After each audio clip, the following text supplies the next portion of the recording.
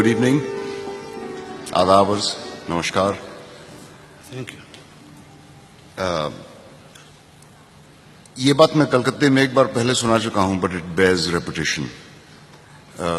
قریب 150 سال پہلے جب مرزا غالب صاحب بنگال تشریف لائے تھے تو انہوں نے بنگال کے بارے میں یہ کہا کہ بنگال کمال کی جگہ ہے، یہاں کی خاک نشینی یہاں کی حکمرانی سے بہتر ہے.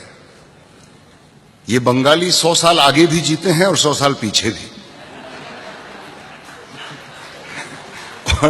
اور کلکتے جیسا شہر تو روح زمین پہ نہیں. اگر میں مجرد ہوتا یعنی کہ بیچلر ان میرڈ اور خانہ داری کی ذمہ داریاں مجھ پہ حائل نہ ہوتی تو سب کچھ چھوڑ چھاڑ کے یہیں کا ہو جاتا. کلکتے کا جو ذکر کیا تو نے ہم نشیں، ایک تیر میرے سینے پہ مارا کہ ہائے ہائے. دیز آر غالب صاحب ورڈز. اب غالب صاحب کے نام کے ساتھ میرا نام اکثر جوڑا جاتا ہے. یہ میری بہت بڑی خوش نصیبی بھی ہے اور بدقسمتی بھی. بدقسمتی اس لیے کہ یہ بہت بڑی ذمہ داری ہے اور میری تربیت بچپن سے انگریزی زبان میں ہوئی. اردو میں اب بھی ہجے کر کر کے پڑھتا ہوں. اور نہ صرف یہ کہ میں اردو کا قطعی عالم نہیں ہوں بلکہ اردو شاعری کے بارے میں میرا علم جو ہے وہ بہت ہی مختصر ہے. اور خوش نصیبی اس طرح سے کہ اپنے کام کے بہانے اپنے کام کے ذریعے ایسے ایسے لوگوں کے کلام کے ساتھ تعارف ہوا جن سے میں بالکل آشنا نہیں تھا، جن کے بارے میں مجھے معلوم بھی نہیں تھا. نہ صرف غالب صاحب اور فیض صاحب بلکہ سعادت حسن منٹو صاحب، عصمت آپا، پریم چند جی، منشی پریم چند جی، راجندر سنگھ بیدی صاحب وغیرہ. تو میں 1000 دفعہ شکر ادا کرتا ہوں اس بات کا کہ مجھے اپنی زندگی میں ایسا کام کرنے کو ملا جس میں ایسے ایسے لوگوں سے میرا تعارف ہوا. اور اب ایسا لگتا ہے جب بھی میں خاص طور سے فیض صاحب یا غالب صاحب کا کلام پڑھتا ہوں کہ ایک بے شمار خزانہ ہاتھ لگ گیا ہے. تو اس خزانے کا ایک رتن میں آپ لوگوں کے سامنے پیش کرنا چاہتا ہوں اس شام کی شروعات میں. اس نظم کا عنوان ہے انتصاب. انتصاب مینز ڈیڈیکیشن. مجھ سے میں نے کہا تھا کہ میں اردو کی نظم پڑھنے کے ساتھ ساتھ انگریزی کا ترجمہ بھی پڑھوں، لیکن میرے خیال سے ترجمہ کرنے سے کہیں کچھ بال آ جاتا ہے بات میں. نہ صرف زبان کا وہ لطف نہیں آتا بلکہ نظم کا ردم بھی ٹوٹ جاتا ہے. اور میرے خیال سے اس نظم میں کوئی ایسی بات ہے نہیں جو سمجھ میں نہیں آئے گی. صرف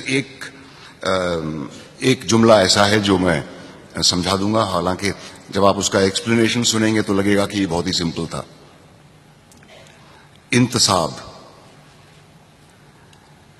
آج کے نام اور آج کے غم کے نام،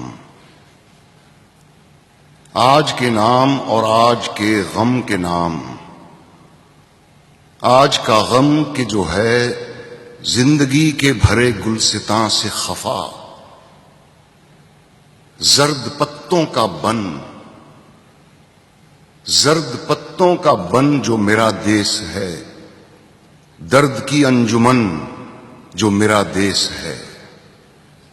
کہ لڑکوں کی افسردہ جانوں کے نام، کرم خوردہ دلوں اور زبانوں کے نام، پوسٹ مینوں کے نام، کوچوانوں کے نام، تانگے والوں کے نام، کارخانوں کے بھولے جیالوں کے نام. بادشاہ جہاں والیے ماں سوا، نائب اللہ فی الارض دہقاں کے نام. This is a line which is a dedication to the farmer. The word dehqan means farmer. بادشاہ جہاں والیے ماں سوا، نائب اللہ فی الارض دہقاں کے نام. جس کی بیٹی کو ڈاکو اٹھا لے گئے، جس کے ڈھوروں کو ظالم ہکا لے گئے. ہاتھ بھر کھیت سے ایک انگشت پٹوار نے کاٹ لی، دوسری مالیے کے بہانے سے سرکار نے کاٹ لی. جس کی پگ زور والوں کے پاؤں تلے دھجیاں ہو گئی ہے. ان دکھی ماؤں کے نام، ان دکھی ماؤں کے نام جن کے بچے بلکتے ہیں اور نیند کی مار کھائے ہوئے بازوؤں سے سنبھلتے رہیں، دکھ بتاتے نہیں، منتوں زاریوں سے بہلتے نہیں. ان حسیناؤں کے نام، ان حسیناؤں کے نام جن کی آنکھوں کے گل چلمنوں اور دریچوں کی بیلوں پہ بیکار کھل کھل کے مرجھا گئے ہیں. ان بیاہتاؤں کے نام، ان بیاہتاؤں کے نام جن کے بدن بے محبت ریاکار سیجوں پہ سج سج کے اکتا گئے ہیں.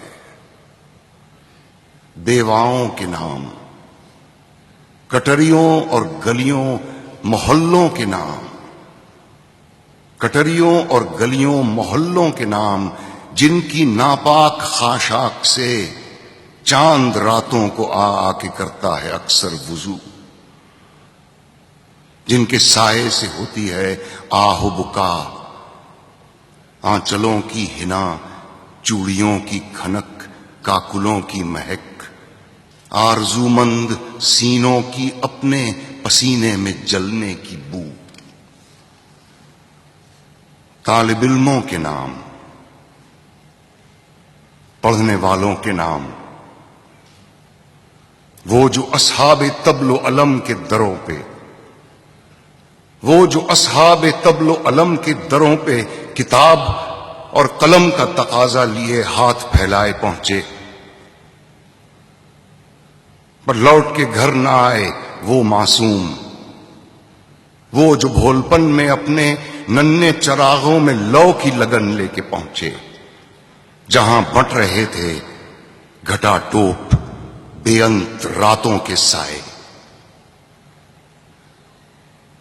ان اسیروں کے نام، ان اسیروں کے نام جن کے سینوں میں فردا کے شبتاب گوہر جیل خانے کی شوریدہ راتوں کی سرسر میں جل جل کے انجم نما ہو گئے ہیں. آنے والے دنوں کے سفیروں کے نام، آنے والے دنوں کے سفیروں کے نام، وہ جو خوشبوئے گل کی طرح اپنے پیغام پر خود فدا ہو گئے ہیں.